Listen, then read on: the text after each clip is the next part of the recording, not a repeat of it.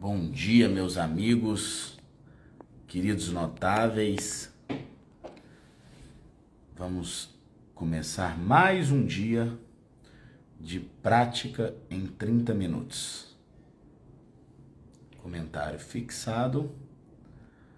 Vamos dar início aqui. Deixa eu só buscar a nossa super querida Pinambá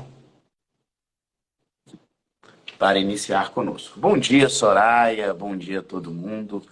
Sempre muito bom estar aqui com vocês. E hoje nós vamos falar de responsabilidade de sócios e administradores. São 30 minutinhos aí de prática para a gente poder conversar sobre esse assunto. Enquanto espero Carol Tupinambá, vamos atualizar aqui dentro do que a gente tem trabalhado e tratado. Bom dia, Fernanda. A semana passada, a Carol e eu tivemos um probleminha, não fizemos a nossa live de prática. Quero pedir desculpa a todos vocês, mas já estamos aqui de volta na regularidade. O tema de responsabilidade de sócios e administradores é um tema que, de 2017 para cá, com a reforma trabalhista, ele passou a ficar bastante instável, né? Nós tivemos a alteração do artigo 2º da CLT e, a partir daí, uma adequação de jurisprudência ao que nós tínhamos historicamente. E dentro disso,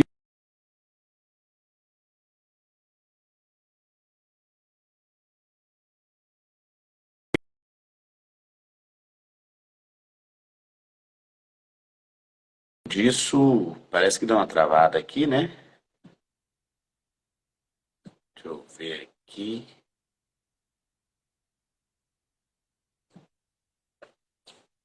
Dentro disso, é importante a gente falar hoje sobre algumas estratégias voltadas para a atuação prática da advocacia sobre essa responsabilidade de sócios e administradores, tanto do ponto de vista da execução, quanto do ponto de vista do processo de conhecimento e a inclusão. Bom dia, Penélope Charmosa. E aí, como é que tá? Tudo bem? Eu estou sempre bem, e você? Também tento te acompanhar. Gostei aí, toda de vermelho hoje. Pra dar uma alegria, menina, aqui tá chovendo, um tempo horrível. Aí pra dar uma moral. Vermelho Vila Nova, vermelho em comemoração do Flamengo. Boa Ai, sorte Deus pro me seu livre. Fluminense hoje. É, pra puxar pro Grenado Fluminense de hoje. Ô, Rafael, então aqui, hoje o nosso tema, hein? É. Estava falando aqui, respe- enquanto você chegava, fiz uma pequena introdução para todo mundo, que a responsabilidade de sócios e administradores, de 2017 para cá, da reforma, ela vem ganhando cores e contornos especiais, né? Desde que temos a mudança do artigo 2º da CLT.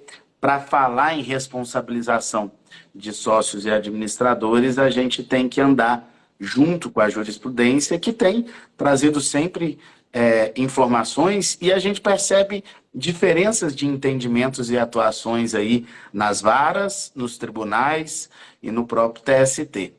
E falei de uma forma um pouco mais elaborada, mas resumidamente, fazendo essa introdução, joga a bola para a Carol, para ela fazer aquela introdução de praxe de Carol Tupinambá.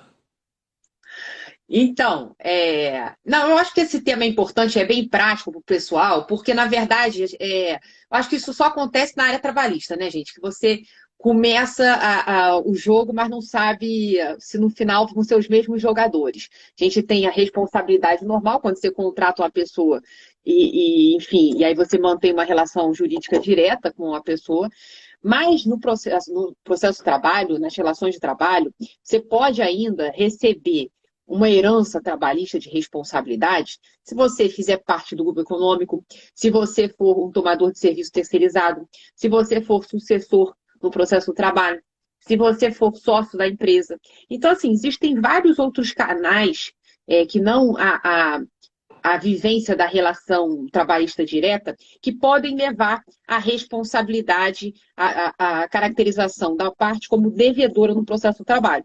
E aí a gente queria jogar a bola em relação a um desses canais, né? Quando a execução trabalhista ela vai na direção de um sócio ou de um administrador. E aí, hoje, me parece que a tendência do Supremo Tribunal Federal ela tem caminhado num sentido maior de proteção desse terceiro, desse sujeito que não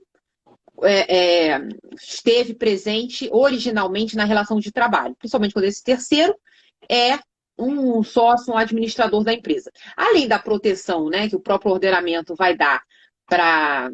Isso não é uma herança, é uma bomba, é verdade. Além da proteção que o próprio ordenamento vai dar para um sujeito como pessoa física integrante do quadro societário de uma empresa, a gente sabe que no processo é preciso, né, que todo mundo tenha não só reação, como possibilidade de influência no julgamento. Então, o Supremo tem falado assim, olha, se você realmente não conhecia dessa ação, não participou do processo de conhecimento, não pode ser redirecionada à execução agora sem era nem beira. A gente tinha uma súmula no TST, que era 205, que falava quem não participou do processo de conhecimento não pode ser executado. Daí essa súmula foi cancelada, meio que dando um recado de que, qualquer um pode entrar na jogada. Mas não é bem assim. A tendência do Supremo tem sido, né, mais garantista. E hoje, esse caso, a gente tem um recurso, a gente já tem 2 recursos extraordinários. Um é aquele que ficou, vocês devem lembrar bem daquela decisão lá do ministro Gilmar Mendes, que aí ainda não encerrou o julgamento no colegiado, mas a gente também tem decisão de recurso especial, de recurso extraordinário, sem repercussão geral ainda, no sentido de que teria que abrir um processo contra esse novo sócio, ou incidente de desconsideração da personalidade da pessoa jurídica, ou até um novo processo. Aí o pessoal já está falando assim, o sócio retirante, a empresa em recuperação, a empresa em falência, aí tem os seus charmes, Esses dobramentos, né? Dobramentos da história. Bom, em relação à empresa em recuperação, que é uma loucura isso, mas o TST já tem entendimento. Não, peraí, vamos devagar. Isso. Vamos devagar, sistematizar e crescendo aqui, porque nós temos 30 minutos para falar de tudo. Então, de início, advogado de reclamante ou advogada de reclamante, naquele momento inicial em que ele vai propor a reclamação trabalhista. Isso. Já inclui todo mundo ali na reclamação, inclusive os eventuais sócios e administradores, ou ele tem tranquilidade para deixar isso na execução? Eu incluo. Não sei como é que faz a sua prática. Se eu estou pelo reclamante, eu acho justamente para me preservar em relação a esse entendimento mais tendencioso hoje do Supremo, eu acho que vale a pena, até porque o IDPJ, ele pode, pela própria CLT e pelo CPC, iniciar com a petição inicial, né? Então, eu acho que é bem mais garantido do que você ter essa dor de cabeça, toda essa discussão, puxar toda essa discussão depois de um processo, da vivência de um processo que já é tão cansativo, né? Quer dizer, 5 anos depois, quando você vai executar a história, você começar essa discussão. Então, eu coloco na inicial. Não é bem aceito, não é uma coisa mais querida do mundo para o juiz do trabalho que recebe a petição inicial, não. Mas eu sempre coloco na inicial. Você coloca? Aí, não, depende. Não é sempre, não. Sempre que eu tenho suspeita de que aquela empresa pode não ser sólida, né? Claro, só para fazer essa ressalva para os notáveis e às vezes que estão começando e estão acompanhando, você não vai sair colocando em tudo quanto é processo. Você tem uma reclamação trabalhista de uma empresa sólida, não justifica você ficar tumultuando o seu processo também com isso. Mas me diga uma coisa, joga lá reclamação trabalhista em face de todo mundo e aí você cria um tópico da inclusão dos sócios e diz que eles ali estão por exclusiva necessidade de IDPJ na fase de conhecimento. É isso? É isso. Eu coloco contra a empresa, a primeira reclamada, e aí puxo segundo, terceiro, quarto reclamado e vou abrir um capítulo da instauração do IDPJ já em fase de conhecimento para agilizar a eventual execução. Percebem, notáveis? O quanto é importante fazer isso, porque normalmente o pessoal joga todo mundo ali e não fala nada. E pede depois para condenar todos solidariamente responsáveis e não fundamenta. E vocês têm perigo de dizer, não tem uma reclamação trabalhista contra o sócio, ele não é empregado do sócio. Principalmente o sócio que não é sócio administrador, que é apenas um mero sócio investidor. Então você precisa fundamentar o IDPJ em processo de conhecimento. E se você não fez, está assistindo aqui a live, fala, nossa, tem aquele processo meu que eu não fiz, já tem a primeira decisão, a sentença de primeiro grau, estou em grau de recurso. Aí nós temos 2 caminhos para você seguir. Ou espera transitar em julgado e lá na execução, se eventualmente for necessário, você cria, ou você pode puxar uma execução provisória, né, Carol? Sim, com certeza.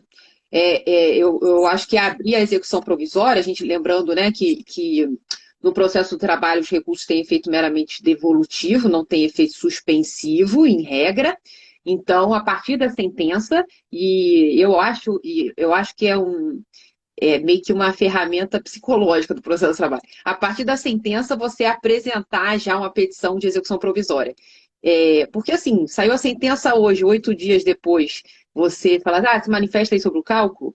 Se você está pelo reclamante, isso dá um impacto, ainda mais se a empresa não é aquela litigante habitual, você tem um impacto assim, importante até para, eventualmente, criar um ambiente favorável para um acordo trabalhista. Então, eu acho que em alguns casos é legal, mesmo a partir da sentença, muita gente fala assim, meu Deus do céu, mas eu já vou gastar com contador, já vou gastar uma energia para liquidar, sabendo que a gente tem, né, ainda o recurso de primeiro grau, recurso ordinário, primeiro para o segundo grau, e aí o pessoal fica com preguiça ou acha que não vai valer a pena.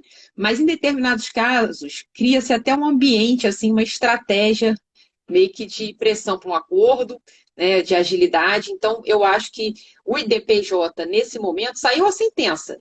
Você já atravessar a petição de execução provisória, pedindo a instauração do IDPJ, nossa, acho sensacional. Assim, se você estiver advogando para a parte autora, eu acho que além dessa roupagem de pressão no processo, tecnicamente é plenamente possível e correto. Olha só, Carol, tem um colega que perguntou assim, na inicial, faço IDPJ ou arrolo no polo passivo, que é que a gente acabou de falar. Mas aí, a Maria Catarina falou, se na ação já estão relacionados os sócios, face a reclamar de estar em situação de insolvência, não é necessário instauração do IDPJ na petição inicial. Gente, vamos esclarecer aqui, vamos falar de novo, de forma bem didática. Quando você inclui os sócios, seja por situação de insolvência ou não, o fundamento é um IDPJ na fase de conhecimento que é permitido pela lei. Não é que você para a fase de conhecimento para fazer o IDPJ. Você já coloca todo mundo no polo passivo, abre um tópico para explicar por que que aqueles sócios estão no polo passivo e justifica no incidente de desconsideração de pessoa jurídica, que deixa de ser um incidente, na verdade, que é um procedimento de desconsideração de pessoa jurídica na fase de conhecimento. Isso aí corre tudo junto, tá? Só para explicar. É isso. Agora, diferente disso, e aí a gente precisa também trazer para eles, é a pessoa que está querendo trazer outras empresas ou outras pessoas físicas que não são os empregadores ou que não são sócios para a responsabilidade num eventual grupo econômico, numa eventual arguição de fraude, empresa de fachada e etc. Não é isso, Carol? Exato, eu estou lendo aqui as perguntas, execução provisória suja. Exatamente.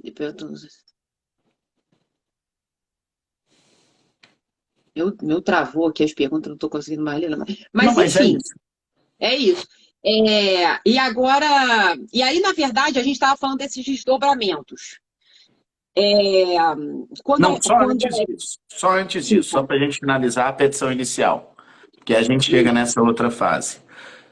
Estava explicando que não é IDPJ, não é o mesmo procedimento, quando você traz para a petição inicial pessoas físicas ou jurídicas que você quer atrair a responsabilidade por grupo econômico, por fraude, alegação de empresa interposta e etc. Aí o fundamento é diferente. Aí você tem que demonstrar e apontar por que que elas precisam ser responsabilizadas.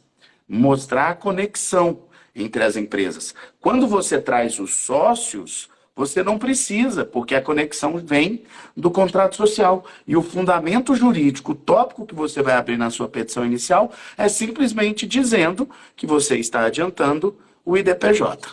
Perfeito? ai, falou tão bonitinho isso, organizado, gostei, é isso mesmo, entendeu? Não é? Para ficar bem prático aqui, para quem está acompanhando, diferenciar. Porque o que eu vejo na prática, Carol, é uma bagunça. O pessoal coloca todo mundo polo passivo, ninguém explica nada e lá no final escreve, condena todo mundo solidariamente. E vira uma confusão. É, Então, é, vencemos a petição inicial e passamos para o desdobramento. Vou fazer essa E aí, o separação. E outra primeiro. coisa não, outra coisa que eu achei bonito que você falou, que tem essa discussão ainda, né? Ou seja, se o IDPJ é necessário ou não para responsabilizar grupo econômico, empresa. Isso é um outro assunto que a gente pode jogar numa outra live, porque isso também é 500 discussões sobre esse tema, né? Quando você traz a outra empresa, que é justamente, também está super afetado, tem várias decisões aí para sair. A gente tem um IDPJ importante, uma DPF importante para ser julgado sobre esse assunto. A gente pode até falar dele na semana que vem, porque é interessante. A Está responsabilidade definido. do Semana grupo. que vem a gente Mas é fala da outro responsabilização de outros entes. do grupo, isso. Agora, bom, aí vamos aqui na pessoa Na física que RJ. recebeu isso no colo, né?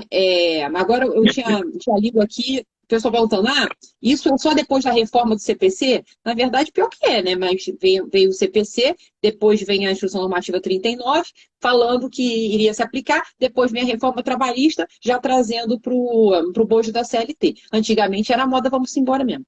Bom, aí a gente pensa assim, bom, vai atingir o sócio. Quando a sociedade está em recuperação judicial, vai atingir o sócio. Quando o sócio se desliga da sociedade, o sócio retirante, vamos por parte. Primeiro caso da recuperação judicial. Pacífico no TST, pela SDI, inclusive, que o juízo universal, eu acho até meio doido essa jurisprudência, mas que o juízo universal, ele não vai atrair a competência. Você pode, então, a empresa que você está executando lá, ela entrou em recuperação. Aí você fala, meu Deus, agora foi embora. Não, você pode continuar na justiça, você vai pegar a certidão e pode se habilitar lá no juízo da recuperação. Eu achava que era o normal. O TST hoje tem entendimento firmado, resolvido, que você pode prosseguir a execução abrindo o IDPJ contra o sócio, porque, na verdade, você não está atrás do patrimônio que está sendo objeto da recuperação judicial, você está atrás do patrimônio do sócio. Então, continuaria com competência da Justiça do Trabalho, fazendo o IDPJ com o rito normal, e aí você iria perseguir o sócio que está em recuperação judicial. Isso aí para o TST é tranquilo, apesar do pessoal de societário arrepiar, é tranquilo. Você continua executando o sócio trabalhista na Justiça do Trabalho. Então, isso é um primeiro desdobramento, uma jurisprudência pacífica, não sei se vai ser para sempre. A gente tem até alguns recursos extraordinários, mas que não foram afetados ainda sobre esse tema. Tem outro dia eu estava vendo, abriu na sexta região, né, Pernambuco, um IRDR tá até em prazo de edital para quem quisesse manifestar. Se seria possível ou não instauração de IDPJ contra os sócios da pessoa jurídica em recuperação judicial. Exatamente essa tese. Então, assim, eu acho que pode ser. Pessoalmente, eu acho que o comando da 1101 é expresso, de que suspendem-se as execuções. E quando você faz o IDPJ para continuidade na pessoa dos sócios, você está fraudando a recuperação judicial. Ah, mas é o patrimônio da pessoa física.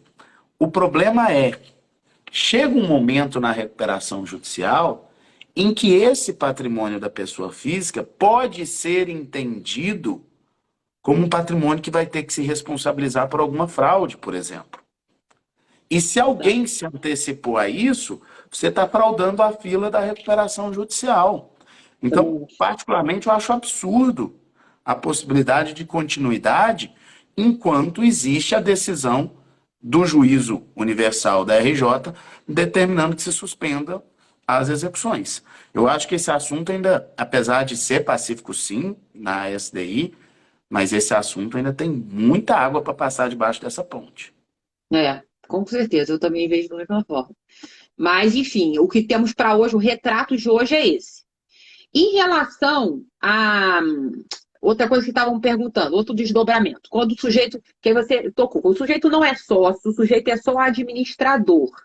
Aí a gente tem que pensar, né, gente, os tipos societários, que são realmente de arrepiar essa história. Porque você tem um sujeito que pode ser simplesmente aquele administrador sócio, que é o sujeito que começou office boy, cresceu na empresa, virou sócio, a empresa é uma SA, ele vira, faz parte do conselho, tem um contrato de trabalho suspenso, essa é uma situação. E tem a outra situação do administrador que cai de paraquedas, realmente é só administrador, faz parte lá do conselho, não tem nem contrato de trabalho suspenso.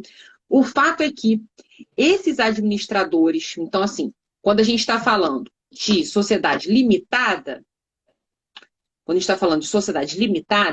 é mais tranquilo que o administrador acaba fazendo parte do quadro societário. Quando a gente está falando de sociedade anônima, pode ser que o administrador venha do nada e não tenha nada a ver, ele não seja acionista. Bom, o TST eu também acho esquisita essa jurisprudência, mas o fato é que, se tem entendido, a maioria, é que esse administrador, ele também responde como sócio. Qual que tem sido o fundamento? A lei de SA fala que o sujeito vai responder por causar algum dano na sociedade. E aí tem o acordo do ministro Godinho, se não me engano, que é mais badalado, fala assim, olha, causar dano à sociedade é você construir um passivo trabalhista. Então, esse administrador responde. Eu acho assim, mega precipitado, né? Porque o sujeito pode ser realmente integrante do conselho, ele não tem muito. Ele não tem a participação assim, tem uma participação meramente colegiada na definição dos destinos da sociedade, ele não tem contrato de trabalho suspenso, e ele vai parar nesse balaio de gato aí, e se entende que o fundamento estaria na própria lei de SA. E aí, contra ele, se dirigiria o IDPJ, que é incidente de desconsideração da personalidade da pessoa. Se desconsidera a personalidade da SA, lá seu administrador, Jesus. Mas, enfim. Não, o IDPJ de SA é uma coisa surreal também. Surreal, né? Surreal. Então, tem aqui no Rio mesmo, a jurisprudência assim, tranquila. Somos 10 turmas. Você tem uma turma que faz assim essa distinção. Mas o resto bota o administrador como se sócio fosse, ainda que ele seja administrador profissional, e ainda diz que isso é baseado no artigo 653 e seguinte, vai até 460 da lei de SA, como esse sendo o fundamento, tá? Então, isso é uma outra um outro nicho dessa responsabilidade da pessoa física. Outro que o pessoal estava falando aqui, Rafael, era quem, hein? Até esqueci. É... Ah, o Gustavo está me contrariando aqui no negócio. Esse é um tema que deveria ser melhor. Ah, não, está contrariando, tá colocando no mesmo sentido, bonitinho. Agora aqui, deixa. Ih, eu parei de ler. Vê aí o Não, pode Rafael. continuar. Bom, vamos falar da situação do sócio Dá retirante. tempo de falar mais uma. Vamos falar do sócio retirante. O sócio retirante. Esse aí, né, gente, era para se ter um pingo de é, previsibilidade, segurança jurídica, porque o Código Civil fala direitinho que ele 2 anos. responde durante um determinado tempo, e aí pelos créditos, pelo passivo auditado, enfim, a Justiça do Trabalho atropela isso com toda uma vontade do mundo para analisar o tempo de rompimento da relação contratual. Então, independente Mas, fala. mas é muito frequente você ver o sócio retirante ser laçado anos depois, Isso, muito mais do que porque 2 anos, 20 anos. enquanto ele era sócio, aquele trabalhador trabalhou na empresa. Aí o cara sai, o trabalhador continua, o cara fica 2 anos fora, o trabalhador sai da empresa, o trabalhador faz uma reclamação, chega na execução. 10 anos depois que o cara saiu da empresa, me aparece na porta dele um oficial de justiça te manda ele para pagar a execução. Exato. É muito E surreal. é muito real isso. E o que é pior, né? Ele fica muito sem defesa. Assim, isso a gente está falando num cenário não selvagem, né? De aparecer Não um oficial estamos de falando de justiça. fraude, não estamos falando de má fé, não estamos falando de nada disso, né? Não, não, eu digo assim, um cenário não de selvagem da Justiça do Trabalho, quando te coloca ainda o IDPJ. Porque muitas vezes esse Só sócio faz vai. a penhora online. E aí ele tem, quer dizer, ou então ele já tá, ó, vem aqui, paga 48 horas ou fala alguma coisa assim, IDPJ, como se ele fosse o responsável direto principal. E aí o sujeito tem que garantir o juízo para poder falar. Então, assim, porque a exceção de pré-executividade, ela é super mal vista, né? Tem uma resistência gigante nos regionais. Então, assim, ele fica super acuado. E a verdade é que, apesar da lei, a gente entra muito com mandado de segurança, porque, de fato, teve alguém que botou assim, esse caso é assim, porque está na lei. Parece, né? Não se a gente tivesse uma situação mais civilizada. Mas o fato é que vem um trator em cima e você fica com o dedinho levantado para dizer que está na lei. Eu acho que, nesses casos, desafia o mandado de segurança com uma chance de êxito que eu diria possível, não provável, né? Talvez quando chegasse no TST viesse a ser provável, para definir que a data de corte, né, desses 2 anos que a gente está falando não é da relação de trabalho que aconteceu, mas do processo que pode ser direcionado, porque senão o sujeito não tem mais, porque o sujeito vai ficar eternamente esperando quem foi, quer dizer, esses 2 anos viram 4 anos. Quem foi, ou até mais, porque suponha, ele sai da sociedade, com o sujeito trabalhando lá, aí o sujeito vai ser demitido daqui a 10 anos, entra com a ação 2 anos depois, o cara está lá, 12 anos depois da saída, sendo responsabilizado. Então, não é quem passou pelo contrato, passou por esse sócio. Não, a data de corte, lógico, ela tem uma índole processual e não da relação material de trabalho. Mas a jurisprudência é muito cambiante e voltada mais no sentido contra isso, ou seja, quem passou pela relação de trabalho e mais 2 anos, você seria responsabilizado. O que eu acho que é um absurdo, desafia mandado de segurança, mas a gente não tem, nesse caso, uma jurisprudência certificada dos tribunais, do Tribunal Superior do Trabalho. Caminhando, todos os dias. Semana que vem nós vamos falar de grupo econômico, então, de responsabilização de terceiros, vou chamar assim, né? Porque são todos aqueles que não são os empregadores diretos e que não são sócios também da empresa. Fechou? Fechou, querido. Beijo para você. Saudade, tá? Felicidades. A gente. Excelente Aliás, semana. semana que vem eu vou estar pertinho de você, não é isso? Já é semana que vem? Não, tô de mal. Por quê? Você vem para Goiânia e nem vai me dar moral. A gente vai tomar banho de água quentinha aí em Goiás. Vou com Ó, meu filhote. sexta-feira da semana que vem tem live ao vivo, minha e da Carol aqui em Goiás. Isso, eu comendo diretamente aquele pão de queijo com o jardim vertical atrás, que eu faço Não é? questão. Vou chegar do aeroporto, vou direto azucrinar a família do Rafael. Pronto. Beijo, Rafa. Beijos. Beijo, Bom. gente. Tchau, tchau.